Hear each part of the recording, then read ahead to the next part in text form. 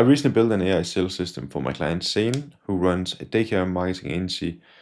And Sane is, first off, a really nice guy. He's at around 60K per month, and everything is actually going pretty well for him.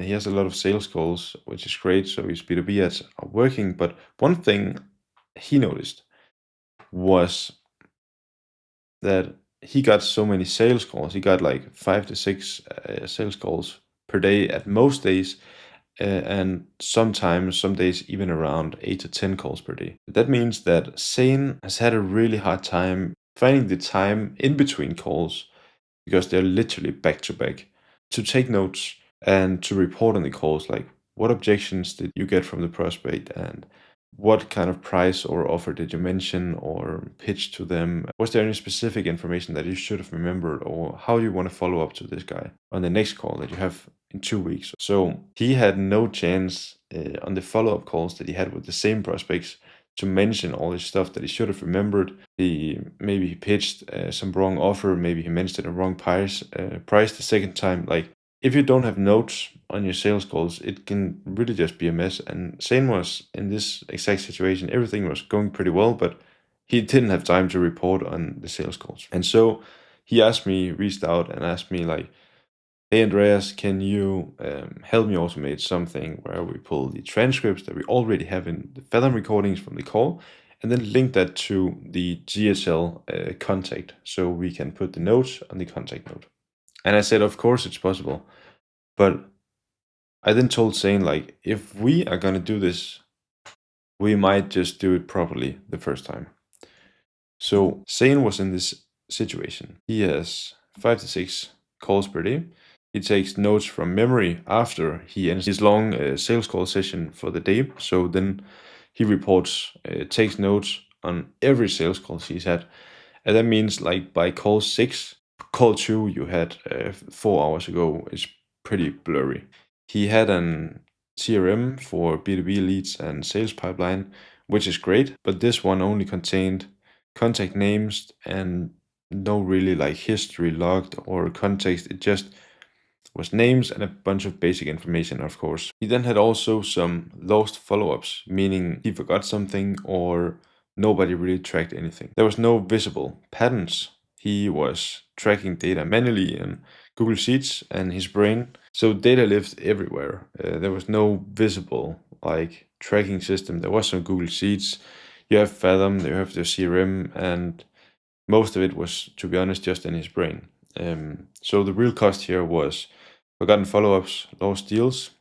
No data means no improvement, and manual work is honestly just wasted hours of work. And so the plan that I told Sane was like, if we are gonna pull stuff from Fathom to GHL, we might as well save this stuff in a Notion database, so that you have a database for all your sales calls. You can sort, categorize, filter your sales calls, and have different views over them over time. So this stuff just makes it a lot easier for yourself in the future and for your team. And then we can also put in some AI here. So if we're going to do this Fathom GHL anyway, why not do it properly the first time? So that's what I told Sane. And then we kind of laid out a plan to how we wanted to design the system. So I asked Sane, like, walk me through what happens after you hang up a call, every step. And then I sat down with Sane to understand the whole process, mapped out his full post-call workflow, found 4 manual steps that we could automate, because they were either slow, forgotten, or both. Then the next step, that was step number 1. The next step was we found the leverage points, meaning that not everything that can be automated should be automated. And we focused on call logging, analysis, CRM, sync, like with DHL, and then weekly reporting. So that's the 4 key things here. When I build systems, I always think logic first, technology second. So I designed it before building it We drew out the whole system. I sat down with this pen and drew out all the connections, all the mappings, how the database should look. Then we started building. So here's the system and how it actually works. So Sane has one job.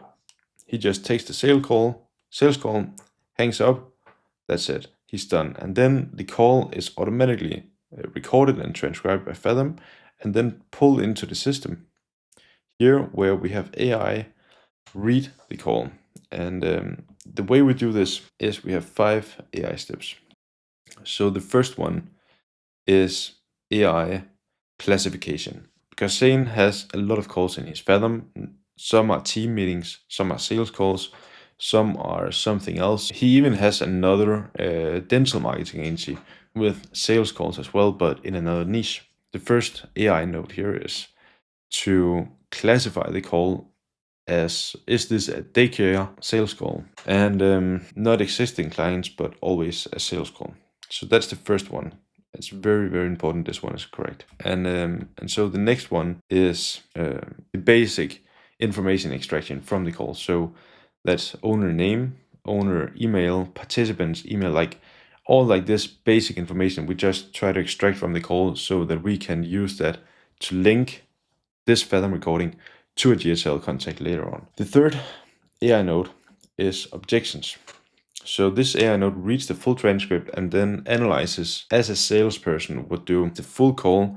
So looks for direct objections, but also indirect objections, meaning what did the prospect say that could mean that they are saying an objection, like indirectly. The next one is writing a summary. This is a specialized agent to write a full summary of the Fathom transcript, because there are some things that Fathom does not natively include in the summary that we wanted in the summary. So if we put a summary on the GHL contact, at the end of the workflow, we want a list of certain things to be included in this summary, and we couldn't rely on Fathom to put that in there. So we had to extract that from the actual transcript. And the last one is follow-up. So follow-up is a specialized AI node prompted to say, okay, from the objections, from the summary, and from all this information about the call, what are the next steps? What is the next step that Sane has to take, and what is the message that he maybe has to send to the prospect to follow up on this call? And so the first step is we update the Notion database. We put this Fathom recording, the transcript, the summary, the objections, the classification, the tier, all the information that we got from this call by AI and from Fathom. We put this in a Notion database with properties so that we can sort and filter and make views later on. And then we also update the CRM context. This means that we search the context in GHL by the API and then take all the data that connected and put it into one source of truth. And so the fourth step is the Monday sales report. So this is an insights report that Sane will get every Monday at 8 a.m.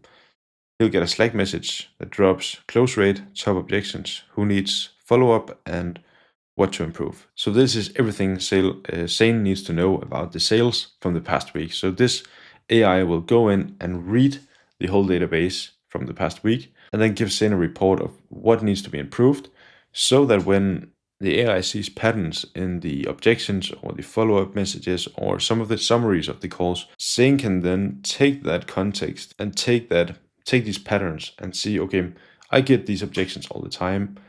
Either I train my closers to handle these objections better, or I tweak my marketing, B2B marketing, to get less of these leads that has these objections. Sane makes his call, everything else is fully automated, no copy paste, no note taking, and no forgotten follow-ups. And just to summarize, the result here is before Sane actually used around 30 minutes because they were back to back, so he spent like hours later on the day reporting on every call, taking notes, counting objections, doing all this. And that means that only around 40% of all calls got proper notes. His CRM had names, but no real context, meaning that he couldn't really plug an AI into that and expect it to perform very well, because the AI is only as good as you give it context. Follow-ups were extracted in his head. He had no visibility into patterns and close rates, and weekly performance review never happened. It simply didn't exist. After, the result is, or Sane's new situation is, he spent zero manual work, fully automated, on note-taking, reporting on sales calls, and saving data and objections about this in his database, fully automatic. 100% of his calls are analyzed and logged in the database, so analyzed by AI and logged in Notion. CRM is enriched with AI summaries, follow-up steps, notes, objections, all of it. Follow-ups flagged automatically. Objection patterns are visible weekly. And Monday at 8 a.m., a full report in Slack. So this system was built in 3 days and runs every day. It never breaks because this is not an AI agent or chatbot. It's just a boring system that actually works. I didn't build the most impressive thing here. I built the right thing. I always think logic first, technology second. And so if you were to draw a graph here of value of the entire system, and down here we have number.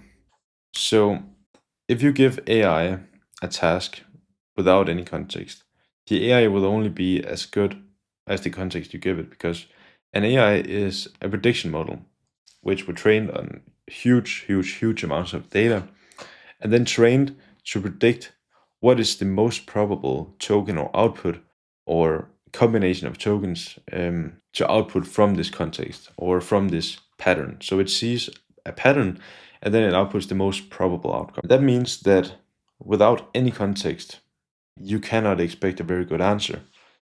So with one sales call in here, what can you expect from an analysis? But with thousands of sales calls, like 2,000 sales calls, with transcript, with objections, with tiers, with like prospect info, with location data, with all the data that you can imagine, summaries.